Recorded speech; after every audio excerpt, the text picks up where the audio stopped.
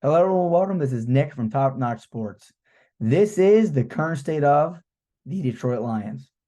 The Detroit Lions were 9-8 in the 2022 NFL season, finishing second in the NFC North, but ultimately not making the playoffs. This year, they have absolutely been biting kneecaps and kicking ass, as right now they are currently 10-4 and first in the NFC North. Can the Detroit Lions continue to go all the way this year, or will they stumble and fall? There are still so many questions to be answered yet for this young Detroit Lions football team. Here is the current state of the Detroit Lions.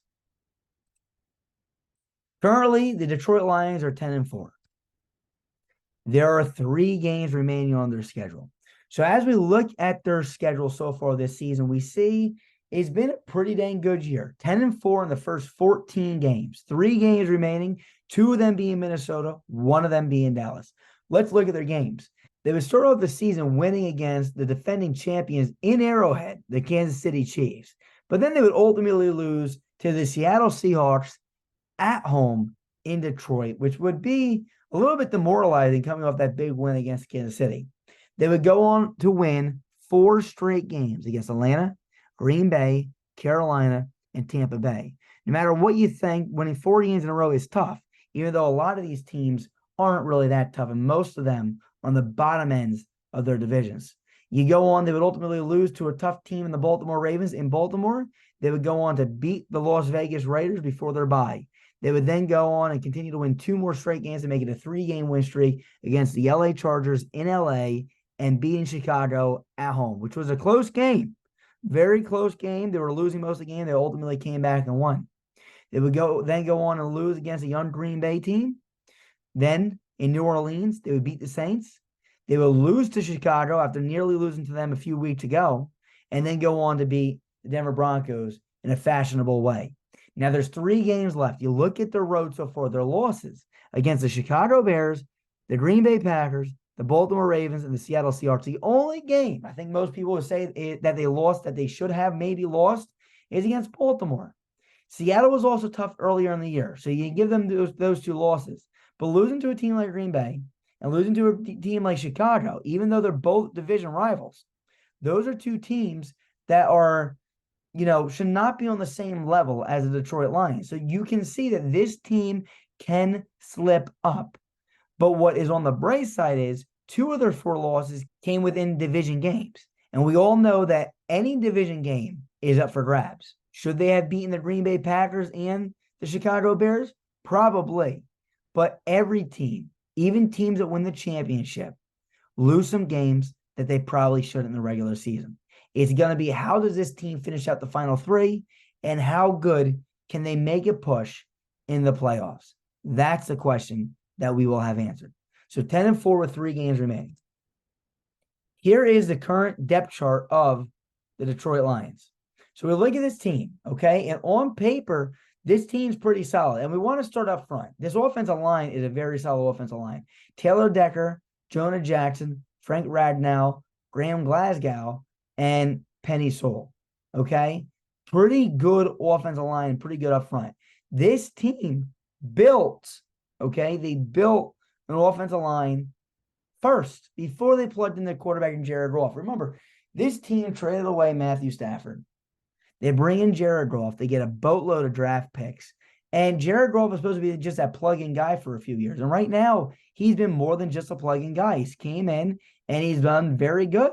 He's done very good. But this team wasn't built around the quarterback. It wasn't built around Jared Goff. I want to reiterate, this team was not built around Jared Goff.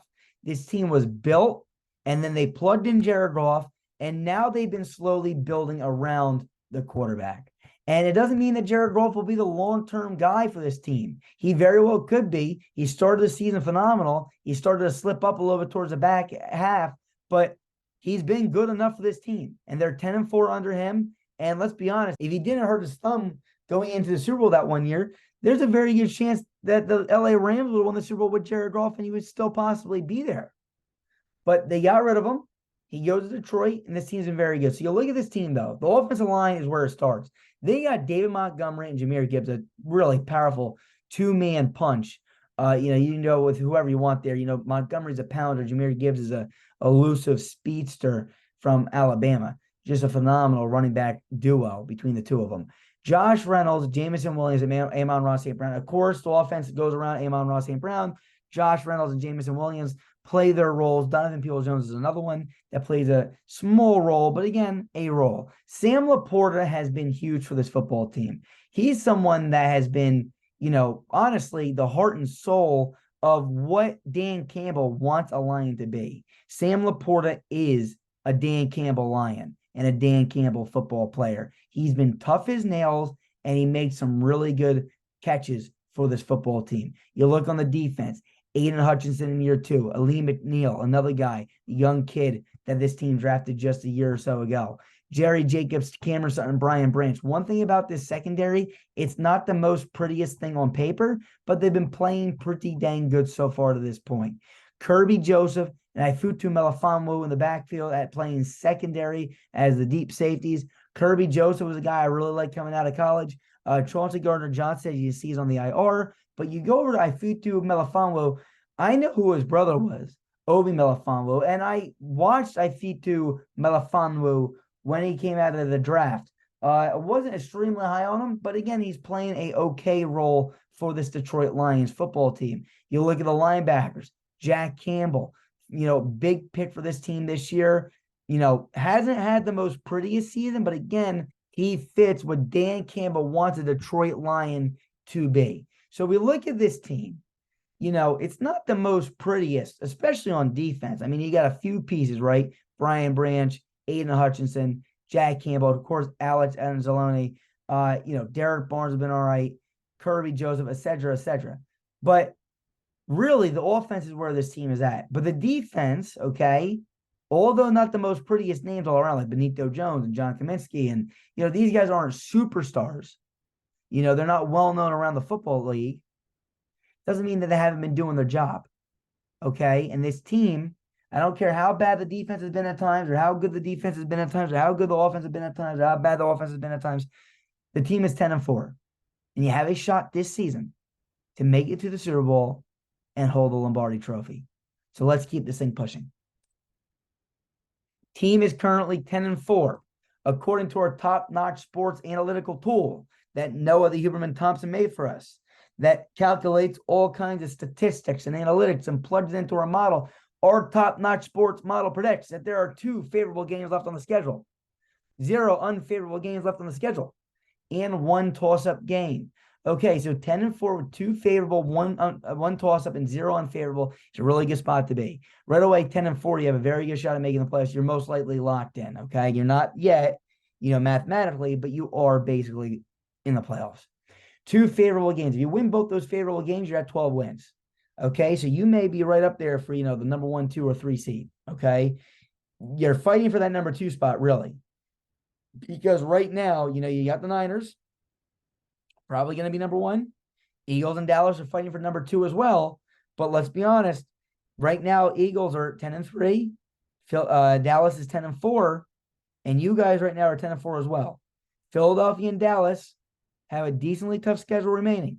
If you guys can pull out 2 more wins, I don't know if Dallas and Philadelphia can both pull out 2 more wins, which means what? What does that mean? It's plain and simple. You guys have a better chance of being the number 2 seed. Congratulations. So if you win those 2 games, you have a good shot at being the number 2 seed.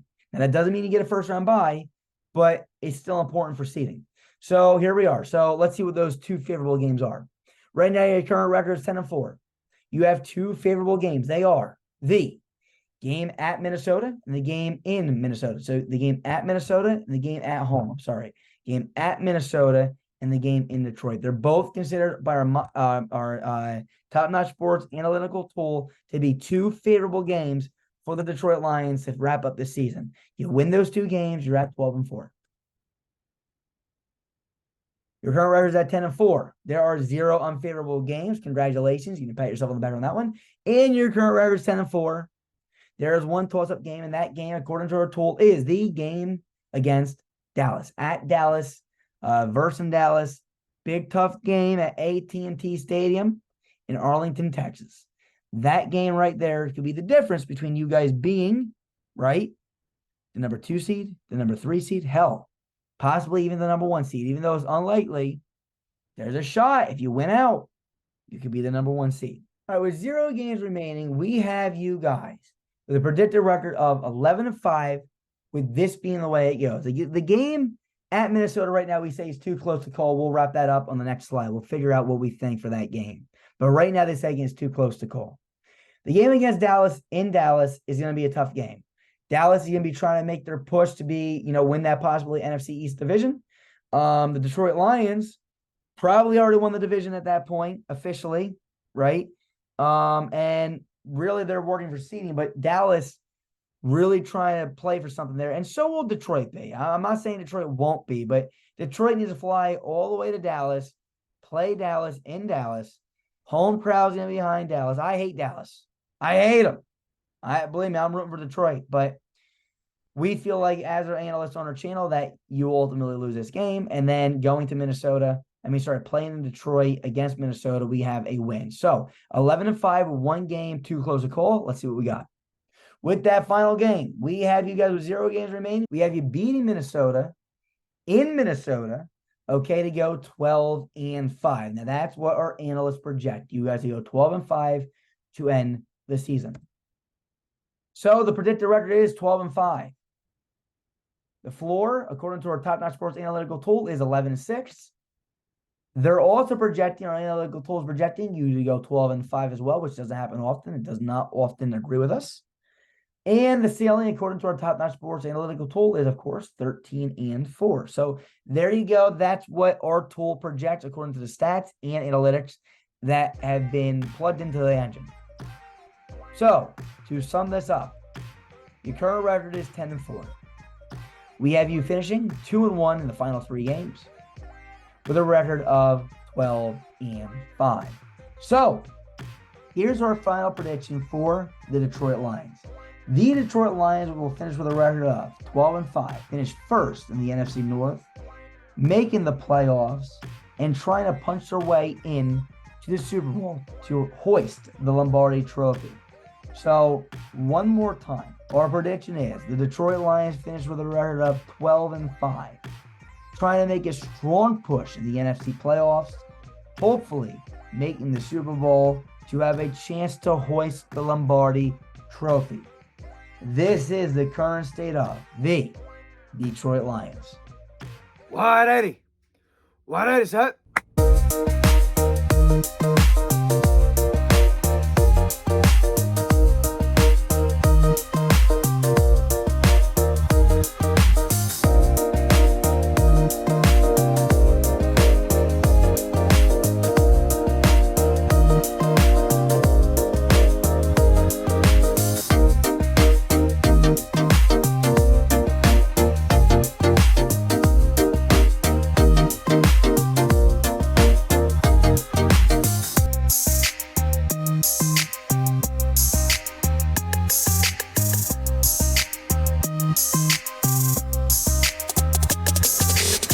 Hehehehe